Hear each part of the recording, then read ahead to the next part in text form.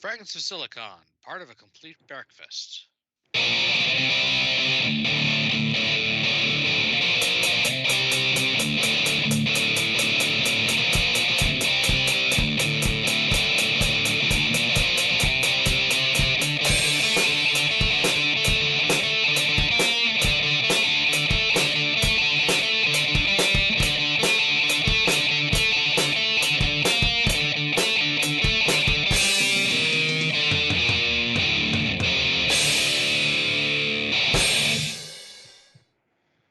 All right, welcome to another installment of the Fragments of Silicon European interviews. Joining us this week is Dan Taylor of Thunderbox Entertainment. Hello. Hello, how are you doing this? I suppose afternoon where you are. Yeah, it's about 4 o'clock in the afternoon. The sun is setting and there's a nice golden light coming in through the window. It's quite lovely. Sounds lovely. Mm. Right, so how we get started here is we like to get to know the person behind the studio, the games, and whatnot, and we do this by asking this question. What got you interested in the subject matter, both on a personal and professional level? Oh, you mean when you say the subject matter, you mean like video games? Yes. Yeah. Oh, wow. Do you know what? I really haven't thought about it that much. Like when I was young, when I say young, I mean like, wow, probably about like 6 or 7. Like video games were just becoming a thing. Right? And then you get like the old 8-bit home computers. And my dad brought home like a ZX80, which is like white and plastic and crappy. And he was like getting computer magazines and programming stuff into it and making little games and doing stuff on the screen. And I just thought, wow, that is super cool. It's like being a wizard being able to make things on the screen. And then like I grew up on all the old 8-bit video games, and they were just amazing. And I love to make stuff. And I kind of experimented as I grew up. I experimented with like making films and doing 3D art and making music. And I think the thing that captivated me the most was making interactivity and seeing people interact with the entertainment and the kind of joy and other emotions that this kind of new medium could bring to people. And it was just like it wasn't really like a conscious thought. It was more just kind of like I was called by the siren song of interactive entertainment to just do it. So I did. Indeed.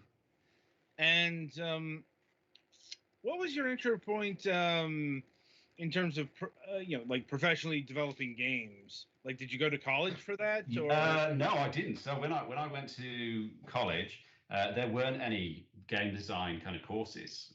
In fact, it was there weren't really that many design courses.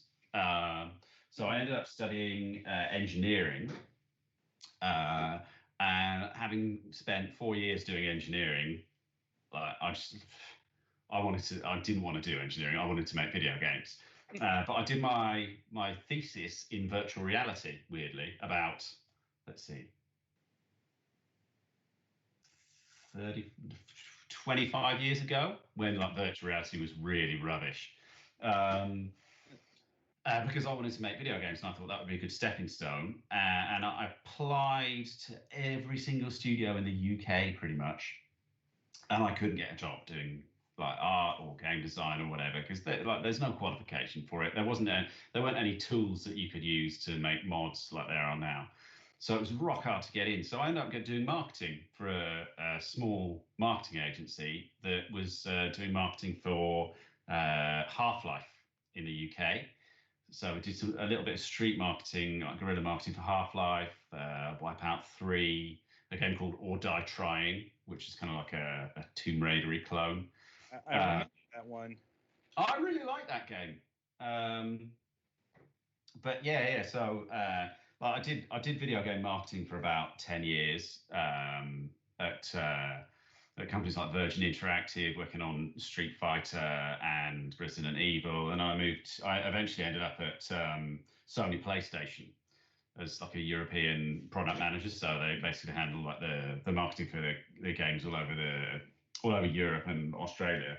So I worked on what did I work on there? Wow, Ape Escape, Tekken, Killzone, all of that kind of good stuff. But all the time, I was working very closely with development studios, and it was painfully obvious to me that marketing wasn't really my true passion, and I really wanted to make games. So I started modding. Morrowind, the Elder Scrolls Morrowind, which is like the precursor to games like Skyrim and Oblivion, as you all know. So I was like sending this mod that I made out to people, and there wasn't much interest. And then eventually I just thought, sod it, and I moved to Canada, Vancouver. And as we all know, there's loads of video game studios in Vancouver. I applied for an assistant producer role at EA. They really liked my mod work, and they called me into EA. And I had the interview, and I got the job, and I was like, wow, this is amazing. I've got like a video game design job. It's probably going to be something really dull, like designing the football boots for FIFA or something. And they said, yeah, we like the fact that you've got like management experience and you've done all this cool mod work. We want you to run the level design team on the new Medal of Honor. And I was like, shut the front door, yes. So, yeah. Which Medal of Honor was that? It was Medal of Honor Heroes 2. So it was the good Wii Medal of Honor. I shouldn't say like that there was a not good Wii Medal of Honor, because the other Wii Medal of Honor was quite good as well also. But I think it was like the highest rated Medal of Honor for 6 years or something when it came out. So it was a really small, plucky team, and it was so much fun to work on. It was like my dream job, doing the level design on Medal of Honor. Now, did you build the game around like the Wii or the PlayStation 2 or the PlayStation Portable? Because I think that's the three platforms that game came out. Well remembered. Wow. So we were using the PS1 Medal of Honor engine, which had been ported to PSP for Medal of Honor Heroes 1. And then that engine the PSP engine was ported to Wii for Medal of Honor Heroes 2. And the Wii was the lead platform. So basically, we got that super cool motion. We had a really smart guy designing the motion controls. So we had super cool motion controls, and because we were using the PS1 engine, we could basically, or a PSP engine, we could basically jack up the number of villains on screen. So in the Wii version, there's quite a lot of action happening for an FPS of that era. And then we had to like dial it all down back again for the PSP version, which was like a really unpleasant job. I'd imagine, it's just, the FPSs on the Wii you should have gotten more love, because honestly, it's probably still one of the best console platforms to play FPSs on. Yeah. Pointer control. There was some great stuff. There was like the Metroid that they did was really good, and there was one other thing that was like this weird alien FPS. That was the Conduit. That was great. I love the Conduit. Yeah. Red Steel 2 was also really good. Oh that was going to be pretty good too. Yeah. But you needed the special doodad, the advanced the Wii Motion Plus. Yeah. A lot of great games on the Wii. Yep. Anyway, so how long were you at EA for? So I was at EA for about 2 years. So the department of EA that I was working at got absorbed into EA Sports. And as you know, Medal of Honor is not really EA Sports. So the whole team ended up working on EA Sports Active, which was kind of weird. It went from being like the dream job of doing the level design on Medal of Honor to, I have to work out now what's going on. So yeah, after that, I bounced around a couple of studios in Vancouver with a little bit at Ubisoft, which was interesting. Where I worked on a game called Motion Sports Adrenaline, which I'm hoping nobody has heard of, because it wasn't great. But I can imagine what it is. Yeah. Given what it sounds like another thing that was trying to go after the Wii Fit audience. Yeah, it was for Kinect. And they brought me into Ubisoft to show me like an early demo build of it. And it was very simple but really cool, super fun to play. The motion controls were great. It's like, this is going to be amazing. And the initial pitch for the game was Tony Hawk's Sports Resort. So a bit like Wii Sports Resort, but for extreme sports on Kinect. Unfortunately, it got a little bit overproduced, and they were like, no, you can't just do 3-minute games. You need to have like 20 mini games. And it's, just like, no. And it was a nightmare. I actually learned more on that project than I have on any other project that I've worked on, because it was such a brutal journey from this game that could have been utterly amazing to something that it was ultimately quite forgettable, unfortunately, which is a shame. But there's some cool and clever design in there still, even so. I'll have to take your word for it. Since... Yeah, please do. Don't bother playing it. Embarrassing. Okay. And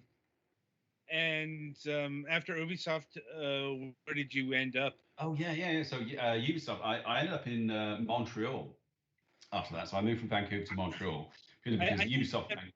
I think everyone in Canada ends up at a Montreal job at some point. Oh, yeah. Yeah, well, it's interesting because at the time, loads of studios were getting shut down in Vancouver. So EA would like regularly lay off a lot of people. Ubisoft Vancouver got shut down, and it was becoming harder and harder to get a job in Vancouver.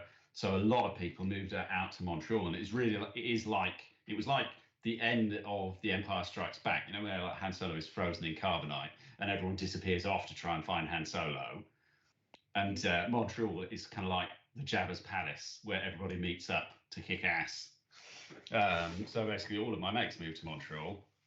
I was in Montreal. I had a great time there. I worked on some super cool games. So I started off at Square Enix, working on a new Hitman, which unfortunately got pivoted to mobile and became Hitman Sniper and the rather good Hitman Go, which if you haven't played that, you should. It's amazing. And then I'm working on Deus Ex for a bit, and then Tomb Raider, the new one, Shadow of the Tomb Raider. But ultimately, I decided I really, really wanted to kind of like do a little kind of indie thing on my own, and that's when I went full time on Thunderbox. And well, how's the indie racket been for you these past couple of years? It is a roller coaster ride of emotions being an indie developer, because your creative output is tied very, very strongly to two things: A, the food on your table, and B, your sense of self-worth. So like you put so much of yourself into the game that when it does well, you're like, oh, this is great. And as soon as something goes wrong, you're like, oh my God, I'm a failure. I hate myself, etc. And I describe it as being like a genie in the Disney film Aladdin. You have like massive cosmic power, but itty bitty living space. So you can do anything you want, pretty much. And I've had some fantastic opportunities that in indie that I wouldn't have got in working in AAA, in terms of like deciding on a whim, oh yeah, I'm going to make a VR game this week. It's going to be great. So I made a VR game, and so I did Suro in VR, which was the first video game ever to win an Origin Award. Fantastic. But yeah, so you like in a AAA situation, I just would have been some duffer churning out levels for whatever big action adventure games flavor of the week at the studio. So yeah, it's been interesting. It's been really, really interesting. Right. And what precipitated your move back to the UK? Oh, well, that's an easy question. So my wife, who is sitting in the next room, she got a job at Criterion. Oh. So she was offered a job as development director at Criterion, which is based in the UK. And she went, do you want to move back to the UK? And I was like, yeah, all right then. She's still at Criterion? Oh, yeah. Yeah. Hmm. I think they've announced what they're working on. I won't say just in case they haven't, but I'm pretty sure everybody knows what Criterion are doing at the moment. I'm like, uh, they are known for doing certain games. I'm Hmm. like, certain people here might be excited for that. Like, granted, it depends on the direction certain games go in. Hmm. Yeah, yeah. Plus, Well, they're an exceptionally smart bunch of people who love what they do. So, like, I'm, plus, I'm excited to see yeah, what they come up with. yeah. Well, it's also EA is about to have a whole bunch of more racing game franchises in a few months. So, Oh, is it? yeah, they're buying out Oh, Codemasters. that's right. Yeah, because one of my mates works at Codemasters. We were chatting about this the other day. Yeah, Yeah, yeah. Well, EA basically with the acquisition of Codemasters, they basically own driving games now. So outside of like Forza and Gran Turismo, like the big platform petrol head games. yeah, like that. Like, I'm having a hard time thinking of anything else that's alive and not say Mario Kart.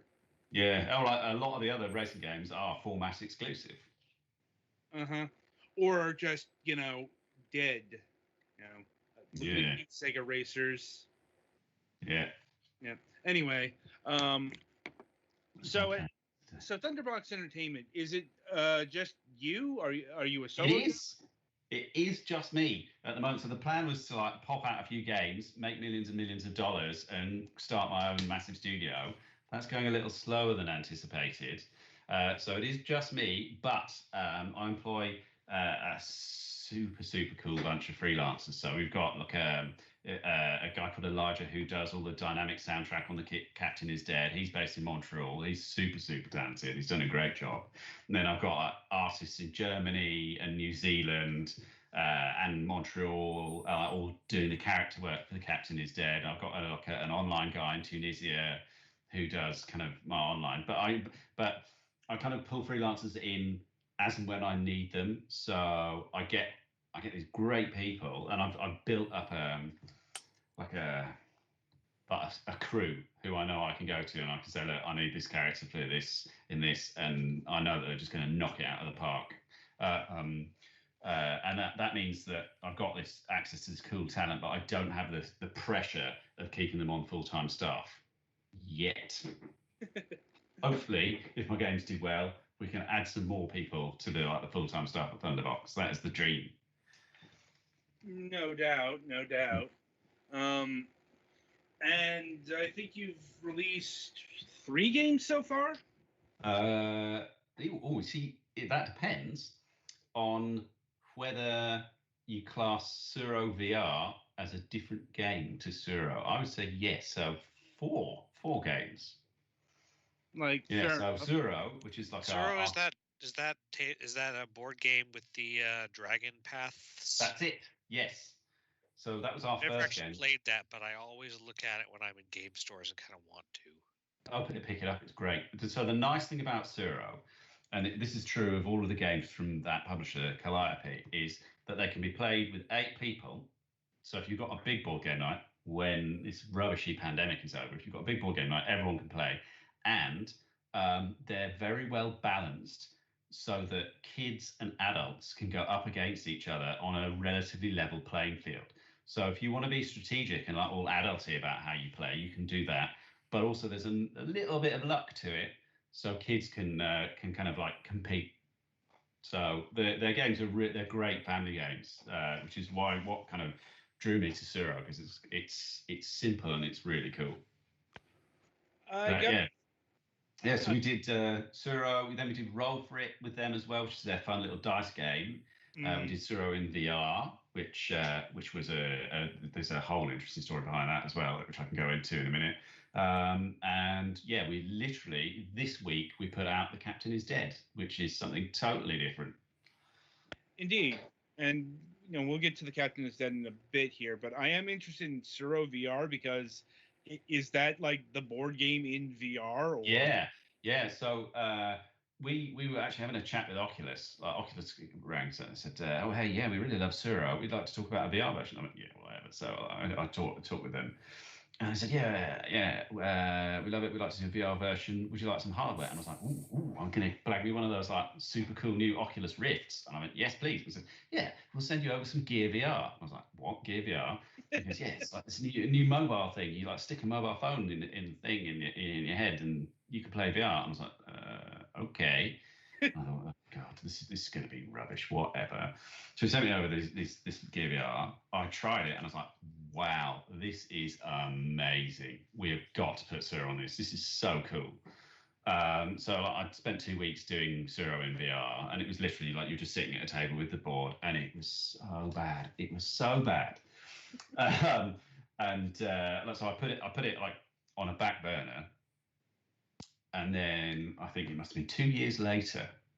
I was at Oculus Connect, which is like their big conference, and I played Super Hot on Oculus Quest. Which, if you haven't played Super Hot VR, you are really missing out. It is like a mind-bending experience that makes you feel like you're in the Matrix. It's unbelievable. And I just thought, this is what you need to do with VR. You need to like really leverage the format. Right? Why can't we do a board game like that? And then I just thought, oh well, you could. You just need to make it much bigger. So because we wanted to leverage that VR format, we took Suro, we made it 70 times bigger than it is in real life. We put it in this Japanese temple. You can climb up the temple walls to look down on the game board for a better tactical view. You can explore the garden to find unlockable pieces. Because it's got this great environment, people actually play Suro just to sit in the environment and chill out, which is nice. But as soon as we played this Super Hot, we just thought, yeah, we can make a board game that has that great sense of immersion and space somehow. Haven't played Super Hot VR because, well, nobody here has VR equipment yet. But I've played Mind Control Delete. That's great. I've finished that. What a great game. I think I backed the original Super Hot on Kickstarter. Because as soon as you see, you think, well, that is fresh, and you know it's going to be hella fun. So those guys have done such a good job. Yeah, reviewed it last year whenever it came out. It was quite good. Did you play through like the secret ASCII game at the end? No, I wasn't able to finish it because it's long. Oh my God, it is long, and it's not an easy game either. No, I gotta admit, I didn't like the level structure thing when it kept putting you things because you fail once and you have to do the whole thing over. Oh, it's so frustrating. Like, it's interesting. I went onto like Reddit to learn how to use all the superpowers that you unlock to maximum effect, because there was like one level where you have to kill something like 1,000 people or something bonkers like that. I was like, oh, this is taking me age. And you get like all the way to the end, and then some rubbish enemy would just chop you up with their sword, and you're like, ugh, do it again. I'm like, won't lie, that affected my review of the game. Right?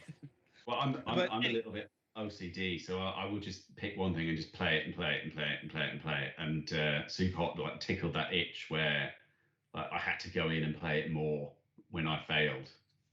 Yeah, I gotta admit, this beat doesn't really allow for that because we review 4 games a week, something like that. Oh yeah. Oh wow, that's a lot of game. Yeah. I mean, we got 4 people in overall. Just one of our members has a day job, so they're not here. But anyway, so getting to, I suppose, the main event, the captain is dead. Yes.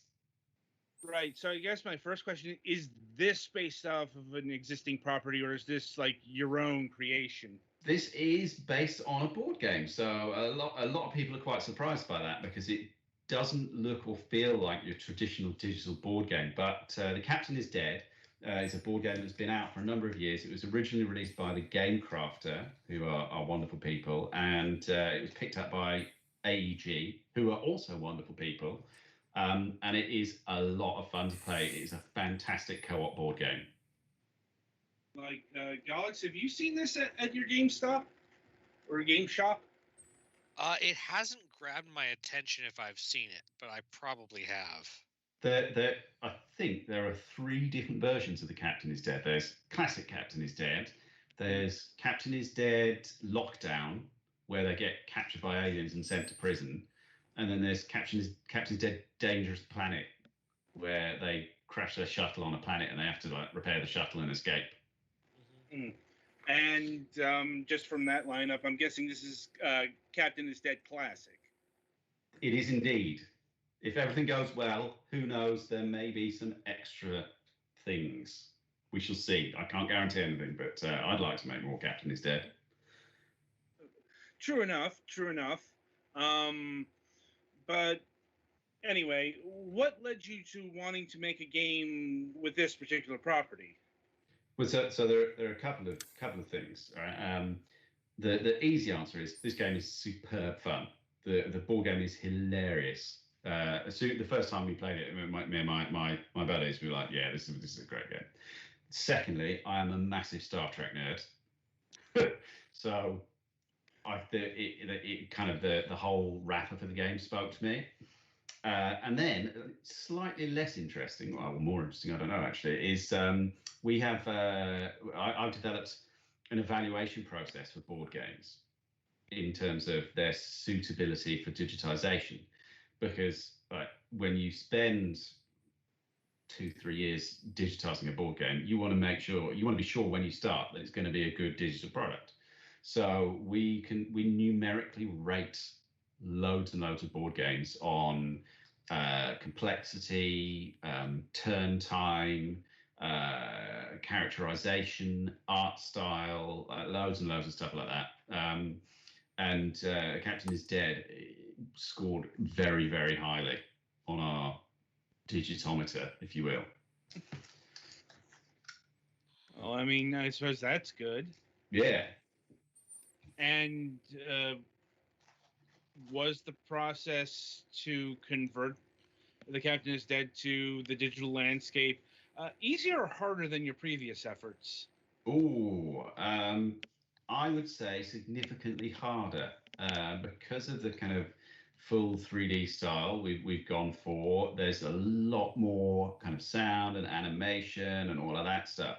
But what's interesting about the Captain is Dead specifically is that it's quite a straightforward game. Once you've learned the basic rules, you can play through it. Well, once you've learned the basic rules, they're not so complicated. You interact with the systems, you move around the ship, you dodge the alerts, whatever. That's fairly straightforward. But all of the systems on the ship work together and interact. There's a lot of orthogonal gameplay going on. So you might have an anomaly hit the ship, which means that your crew can't use the teleporter unless one of the crew is the cyborg who's immune to anomalies. And then your teleporter could go out and another anomaly would work differently, making your crew move slower around the ship. So everything works with everything else, which is great until you have to implement it. So I massively underestimated the complexity of the game because it feels fun and simple and it flows really well. You don't notice that complexity until you actually come to build it. You're like, oh crap, there's a lot of stuff going on under the hood in this game. Yeah, I mean, I only had time to play through the tutorial, but I could tell there was in terms of like interface and stuff like that, it's on the simple side, but I did note like there's a lot of interlocking systems here. Mm-hmm. That was probably really complicated to get together. And so the board for the actual board game version is just like the ship overview screen. Yeah. So that was another interesting design challenge actually, because the board for the Captain is Dead. And if you find a picture of it online, you'll see that it actually looks very similar to what you see in the digital version. So the board has a lot of information on it, a lot of information. And if you try and put that all on a computer screen, people's brains will melt. So we had to find some way of compartmentalizing it, which is why we've got like the little system preview things. The other thing that was tricky is that because obviously the board is like a stylized representation of the ship. Mm-hmm. When we were building it out in 3D, we realized that the ship's actually tiny and it can't fit all of the crew in the rooms if there are loads of aliens in there. So we actually had to blow out some of the smaller rooms of the ship just to make it a bit bigger, because we started with a layout that was 1-to-1 exactly like the board. And you'll notice that when you get a lot of aliens in the CPU core, it does get a little cozy. Yeah, I can see that. Like, and in terms of rule sets and such, how closely does this digital version reflect the actual board game? So it is exactly the same as the board game, with one minor difference rule-wise. So in the board game, you can't move through rooms that have aliens in. Unfortunately, you can do that in the video game. You can move straight through rooms with aliens, and because unfortunately, I'd actually been playing the board game wrong for like 3 years, and I'd implemented all of the pathfinding AI. And then JT, the board game designer, who we worked super closely with to digitize this, he said, "Oh, Dan, I noticed that you can move through rooms with aliens." And I said, "Yeah, what's the deal?" And he goes, "That's against the rules." I said, "You are kidding, JT! Like we're a month before shipping. I'm not rewriting all the pathfinding AI." So I mean, what board game doesn't have people getting the rules wrong so much that they think that that's the way that they actually are? yeah, with Roll for It, we actually had somebody email us and complain that we got the rules wrong. And I sent them a PDF of the manual and said, actually, I don't think we had. And they were like, oh my God, I've been playing it wrong for 5 years. Thank you. Uh, Yeah. Next, that's you're going to tell me that something happens on free parking. Yeah. Or don't you know, mention the words. or if you don't buy a property, you have to actually go to auction. Like, Did you know that Monopoly originally had an alternate rule set or two rule sets?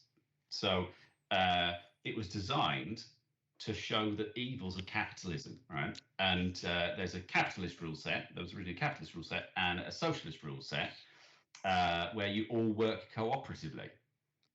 And Right. when Parker Brothers, whoever bought Monopoly, they looked at the rule set and went, "No, this socialist stuff is a bit commie, isn't it?" and chucked it out. Yeah, That would be shock upon- interesting. Yeah, Mm. I've heard that story. Like, I'm guessing that they didn't get to the part where the whole thing collapses in a lifetime. Yeah, but that's why at the end of a game of Monopoly, everybody wants to murder each other. Well, it's also because Monopoly is a shit board game. I think It's It's not just me that thinks that. We love Monopoly. We're very professional. We are. Yeah. it's kind of intentionally bad and not fun to be on the losing side of. Well, because so that's why like it's designed capitalism. to show that socialism works and that capitalism is bad, but they chucked out the socialist bit, and you were left with the bad bit of the board game that's supposed to frustrate people. Well, yeah. Here's the thing. Like it's still a message about the evils of capitalism. Because, Yeah, it's just that the only way it shows that is that the people who are doing well keep doing well, and the people who are doing badly have very little way to actually get back from it, unless you twist the rules to make it, well, more forgiving, or do weird bargain stuff where you get to land on properties for free in exchange for favors. But at that point, you end up with games that take 10 hours. Yeah. I've got a theory that you can measure the half-life of pop culture in a unit that I call time to monopoly. So the length of time it takes a new pop culture IP to be turned into Monopoly is getting faster and faster. Like, for example, Fortnite Monopoly. Oh God, that exists. I think it does, and yeah. So Here's a like question. eventually, when oh, sorry. when like a monopoly of a new video game comes out before the video game, that's when you know pop culture has eaten itself. Like, well, it's also showcasing the dangers of capitalism by noting that monopolies are in general bad. Yeah. like obviously not for the person controlling the monopoly, but there's a reason why there's ostensibly well, not illegal, but if you use monopolistic power, that's illegal. It's a whole distinction. There is, in point of effect, a reason why when you own all of the properties on a street, you can instantly double the rent. Yeah. But also, apparently, the way that you win Monopoly is you just buy everything that you land on. Generally, yeah. Yeah. I mean, that is what a monopoly is. Yeah. Granted, surprisingly, they never released the sequel Oligopoly. I used to play a game when I was little called Polyconomy, which was like a mixture of like politics and Monopoly. It was really, really good, actually. Yeah, like a game that was like that, but forget offhand. Anyway, getting back to this particular digital board game. Yes. So the multiplayer system is interesting in the fact that it uses the Steam Remote Play feature. Mm-hmm. I mean, I assume this was designed to be played multiplayer by a bunch of people sitting at the same computer and just taking turns or whatever.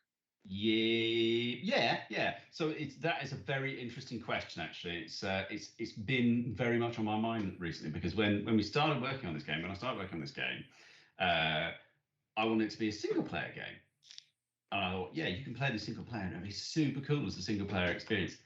Then all of a sudden, the pandemic happened. Nobody can play board games with anyone else. We sort of started to see massive uptick in like the online stuff in Suro and Roll for it. And we were like, we should probably like think about some kind of online play for the captain instead. I think people will really want it. The Steam Connect Play stuff was relatively straightforward to implement on our end, so we popped that in as a let's put that in so people can still play online. But is it perfect? Not really. Do we want to make a full bespoke multiplayer version? Maybe. I can't confirm or deny that might be in the works or not. But yeah, it's been interesting. It's been interesting, and I feel that people are kind of they're jonesing to play board games with each other because they can't. So it's been a very interesting reaction to the Connect Play Together stuff. No, I mean, Galax, I think you can speak for us in that regard. Yeah, unfortunately, we don't have computers that or internet connections that connect, play together, and streaming to Twitch at the same time work well for. Yeah. It does gobble up your bandwidth for Connect Play. So, how many players can play The Captain is Dead? So at the moment, the crew limit on the digital version is 4, but that is going to go up as we add new crew members. Okay. Yeah, because in the board game, I think you can play up to 7 crew. And I suppose shifting a bit to the board game, what sorts of expansions does The Captain is Dead have? Oh, so I kind of mentioned briefly like the Dangerous Planet and Lockdown. Right, so there's that, but there's a lot of so because the Captain is Dead was originally published by the Game Crafter, there are different expansions for the Game Crafter version. So, for example, Lockdown was an expansion for the Game Crafter version, but it's a completely separate game with a new location for the AEG version. And you can't get Adrift, which is a mini expansion, I think, for the AEG version. You can get it for the Lockdown version.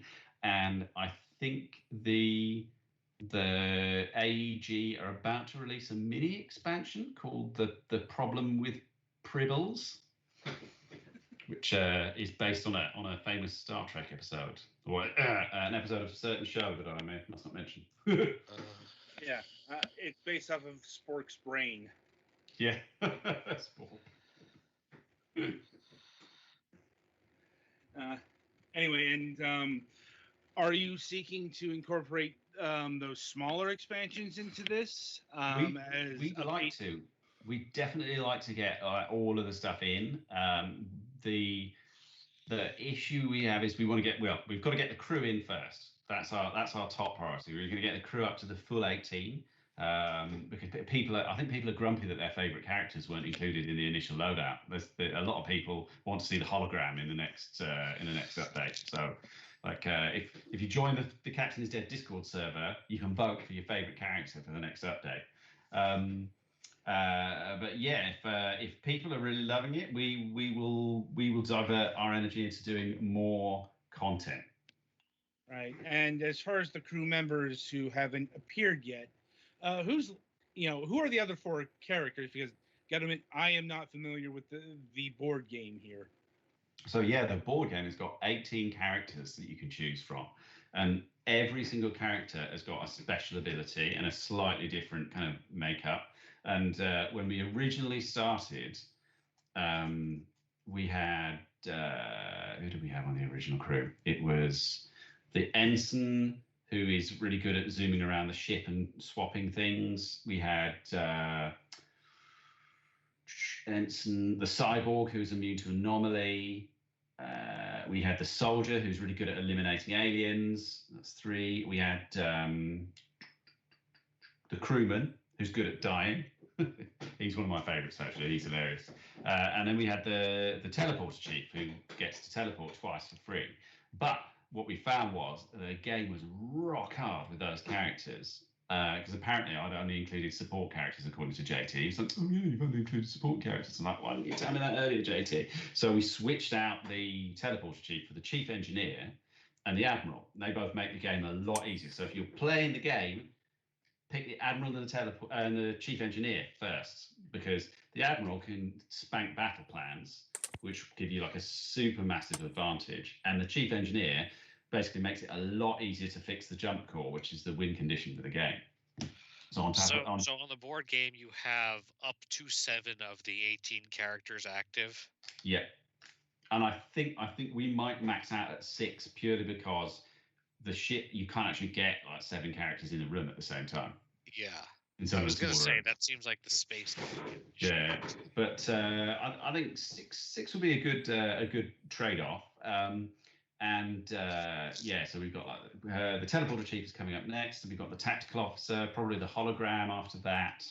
There's even like a ship's janitor who is I think would be super fun to play.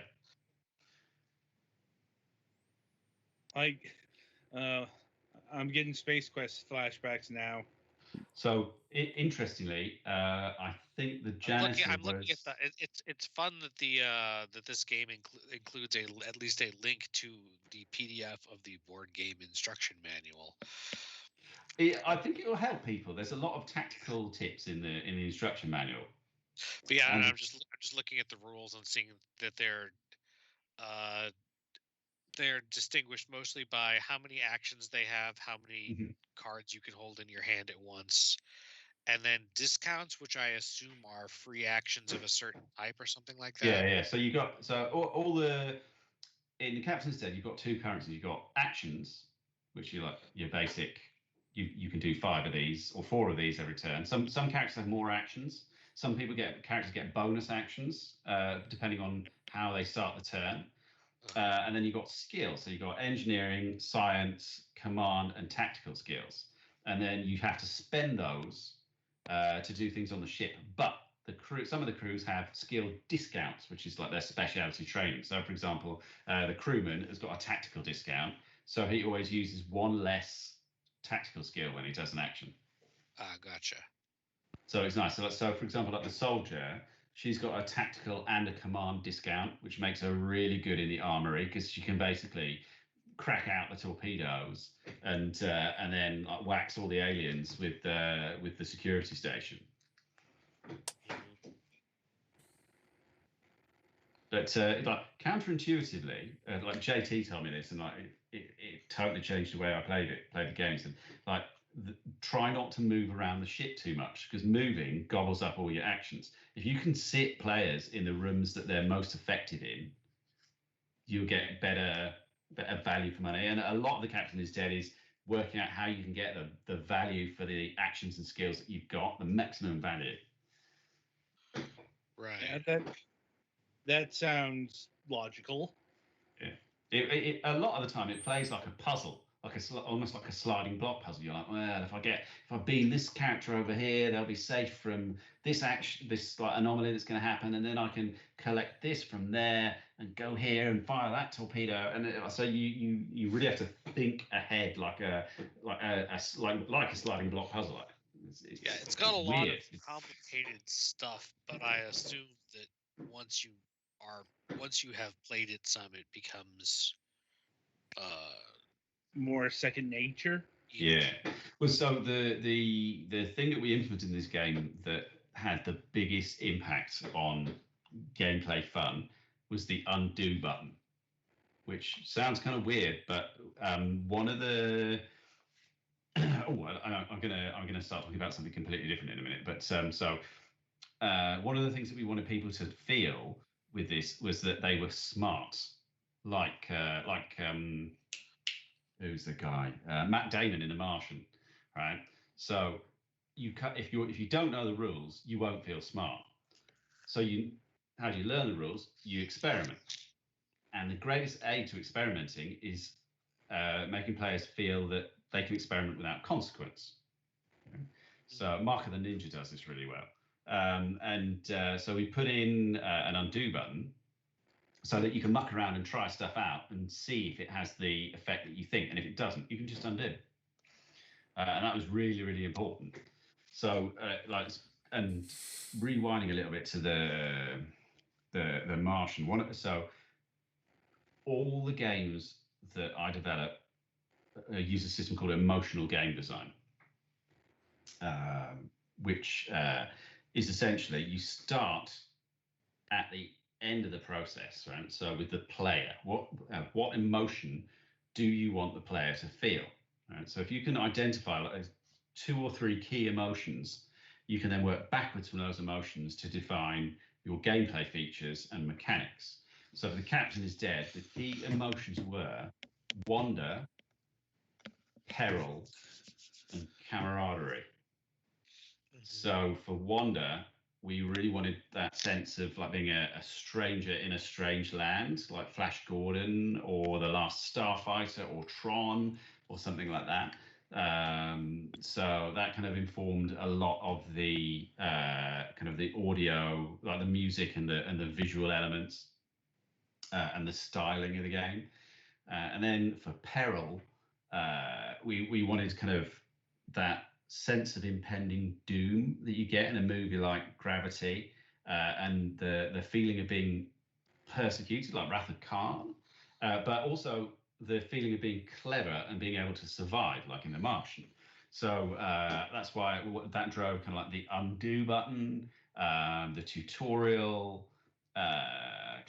What else? Yeah, there was something else. Oh yeah, the way that the damage is reflected in the environment. Everything is reflected in the environment. So for example, the more shield damage you take, the more your ship is on fire.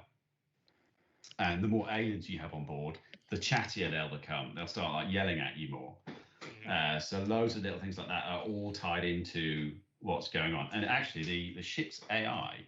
So I don't know if you noticed, like there's like a shipboard computer that will say things like "warning, critical alert detected in 2 phases," that kind of thing. That's actually an AI that's looking at the board and going, "Okay, this is happening here, that's happening there. You need to prioritize this." So the first thing that the shipboard AI will tell you every turn is the thing that you need to be looking at. So she might say something like, "Warning, external scanners offline. Recommend immediate repair."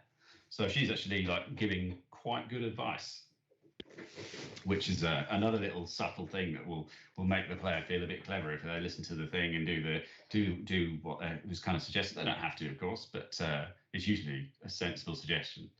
Oh yeah, and what was the final emotion? We did peril, wonder, camaraderie. Yes, that's it. This is my favorite one. So we wanted to the player to feel kind of like the Space A-Team or Guardians of the Galaxy or something like that, and to really feel for their crew, which is why we've gone with full voiceovers for the entire crew, which was like a big thing to add to a board game adaptation. I'm pretty sure that we've probably got the most voiceover for any digital board game out there.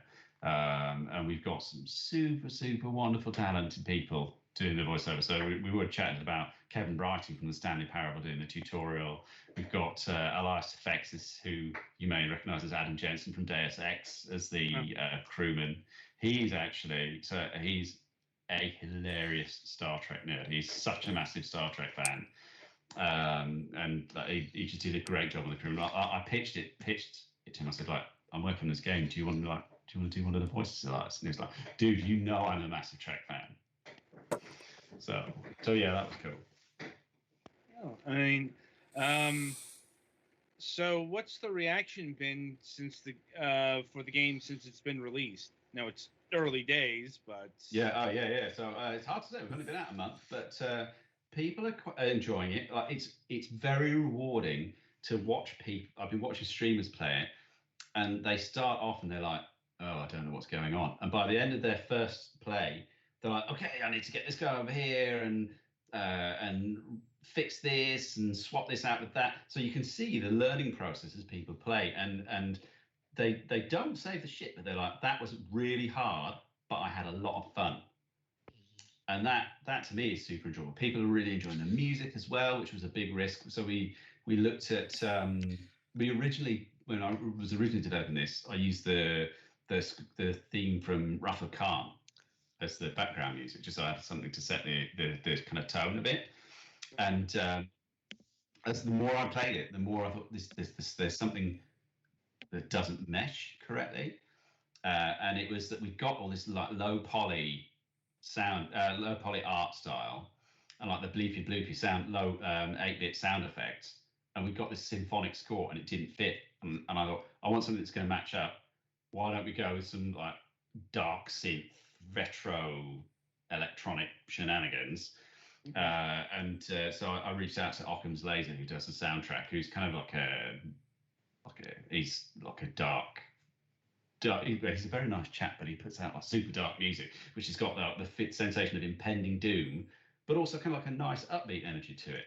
And people seem to be really enjoying that, which is nice. So the reaction to some of the riskier creative decisions has been really, really positive. So I'm happy, and we've just been featured on the Apple App Store. So Apple like us, which is great. so there's a mobile version of this as well. Oh yeah. So Apple and Android as well. Exactly the same experience. Okay. Have you looked into bringing any of your games, I suppose, to the Nintendo Switch? It's strange you should say that. We are looking at doing a Switch version of The Captain is Dead, if everything goes well, but kind of going back to kind of leveraging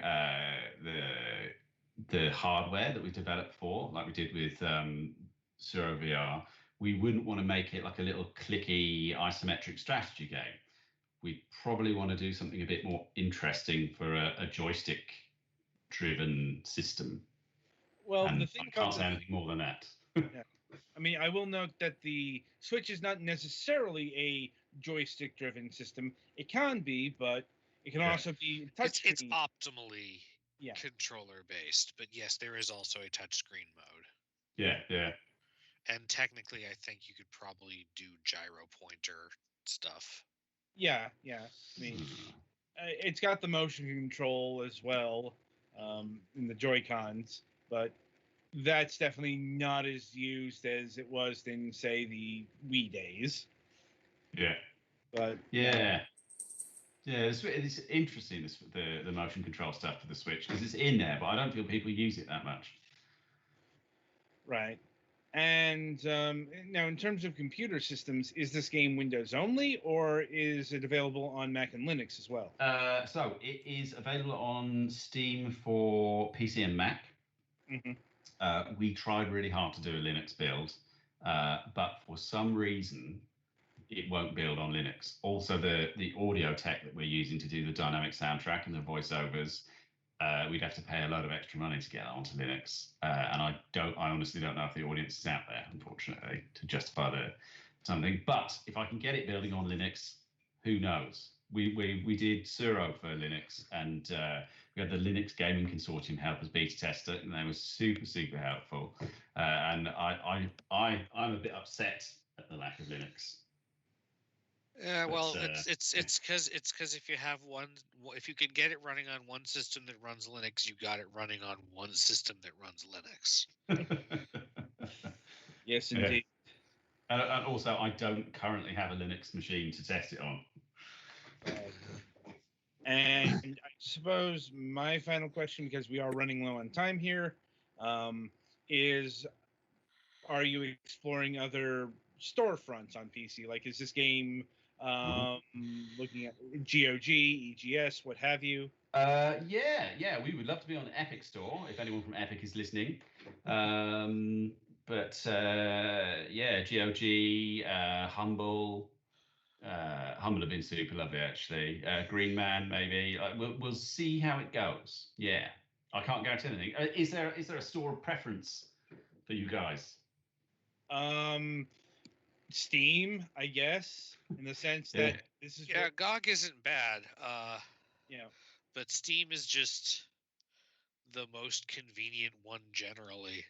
Well, it's also because everyone uses Steam. Well, that's right. It's a cascading thing. It's more. I convenient, so love everyone what uses Epic it, is so- doing with the Epic Store in terms of a more curated approach. I can And better safely royalty say rate. I'm not a fan of that. Oh, really? How come?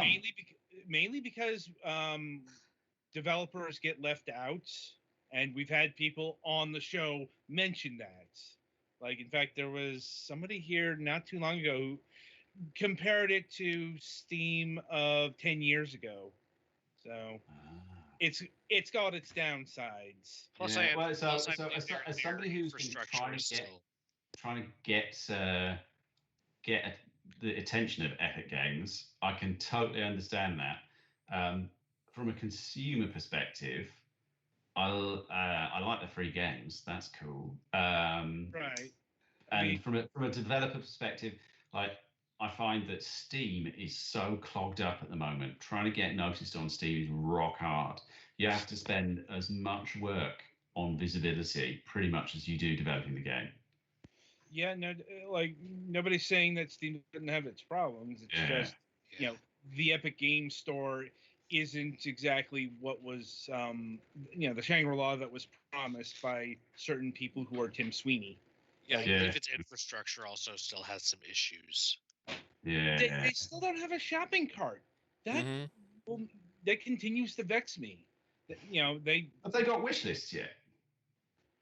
Yeah, actually, I think they do have wish lists now. It's just, they don't have the thing that allows you to buy multiple games at once. Yeah, and then your card can be declined because they think it's fraud, and then you can potentially get banned. Yeah, I'm like, and it's like, they're Epic Games. Like, they're not short of a few bob, are they? Yeah, it's like, that's kind of been one of my other problems with the story. Is like the actual store development's been kind of lacking. And as far as the free games thing, that seems to be the most attractive thing about it. Since they published their numbers not too long ago, and their spending growth is flat. But this GOG does some free games too, also. So I'll tell you what though. Out of all the platforms that I develop on, my favorite is Oculus. The Oculus team are super helpful. They're really supportive of developers. The Quest is rock hard to get onto the Quest store, but once you're on there, if you've got a decent product and you've got the support of Oculus, it's great. So, and developing for VR is an awful lot of fun as well. So I can't say enough nice things about Oculus. They're awesome. Yeah, we've had other VR developers sing the praises of maybe not Oculus, but certainly VR in general. Like, in fact, once you've drunk that Kool-Aid, that's it. The sweet VR Kool-Aid. Yeah, in fact, my cousin works in VR. Oh wow! Yeah, he did the Five Nights at Freddy VR game. Oh, good! I bet that is pant-wettingly frightening. I played the Doctor Who VR game because I'm also a big old Doctor Who nerd, and I don't know if you're familiar with Doctor Who, but the Weeping Angels are a Doctor Who villain that have been made for VR. It's like they've been designed by a VR designer because they only move when you don't look at them. Right. In VR, they're just. I had to stop playing. I could not play it anymore. I was so frightened. I know who the Weeping Angels are, and I also know the Angels Take Manhattan ruined them. Oh yeah, that was a bit cheesy, wasn't it? believe me, I don't want to get into it, but like angels moving around a major metropolitan didn't work when they were human sized. Statue of Liberty, yeah, no, that. But I suppose the fun thing there is like the Statue of Liberty is so massive. When is nobody looking at it? Yeah, that was basically. Well, that's why it was done. That also, the Statue of Liberty is not made out of stone. Ooh. Nope. No, it's not. It's made of copper. But it does make you wonder whether she's naked under that toga. Possibly. But anyway, so I have to see. Are there any other final questions? Not for me. I think I'm good, and also I need to be getting going, so it's good to end. So. Yeah, I mean that's why we're wrapping up here. So, right then. So I want to thank you for taking time out of your schedule and being with us here today to talk about. It's been a pleasure. Thank you ever so much for having me on here. It was wonderful to chat with you. No problem.